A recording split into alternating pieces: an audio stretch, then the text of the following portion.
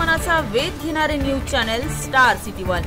राज्यातील आणि देशातील राजकीय घडामोडी पाहण्यासाठी आणि इतरही बातम्या पाहण्यासाठी सबस्क्राइब करा स्टार सिटी वन। त्याला पुरेसा आराम, झोप आणि आहार मिळायलाच हवा, परंतु ओली बाळंतीण असेल तर तिला किमान पुढचा 1 महिना तरी स्ट्रिक्टली बेड रेस्ट मिळायला हवी।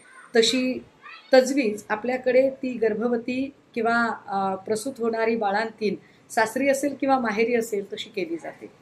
मात्र सध्या महाराष्ट्रातल्या जर एकूण घटना बघितल्या तर इथल्या गर्भवती माता आणि प्रसूत होणाऱ्या बाळंतिणींचा मृत्यू दर आणि त्या संबंधाने असणारी बेफिकिरी अजूनही संपायचं नाव घेत नाही।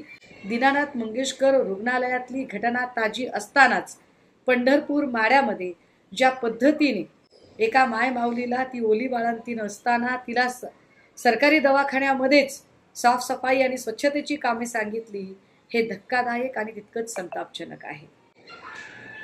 या संबंधाने चौकशी होईल, कदाचित जे कोणी तिथल्या रुग्णालय प्रशासनातले कर्मचारी आहेत त्यांच्यावर कारवाई होईल, सस्पेन्शन होईल, या सगळ्या गोष्टी होत राहतील। पण प्रश्न एक तसाच अनुत्तरित राहतोय की मागच्या सरकारच्या काळामध्ये घाटी रुग्णालय असेल, संभाजीनगर, ठाणा कळराचं रुग्णालय असेल किंवा नांदेडचं रुग्णालय असेल, जिथे एका रात्रीत एवढे मृत्यू झाले होते की त्यानंतर तरी आरोग्य व्यवस्थेला खडबडून जाग येईल आणि आरोग्य व्यवस्थेचं ऑडिट होईल असं वाटलं होतं, पण ती जाग अजूनही आलेली दिसत नाही।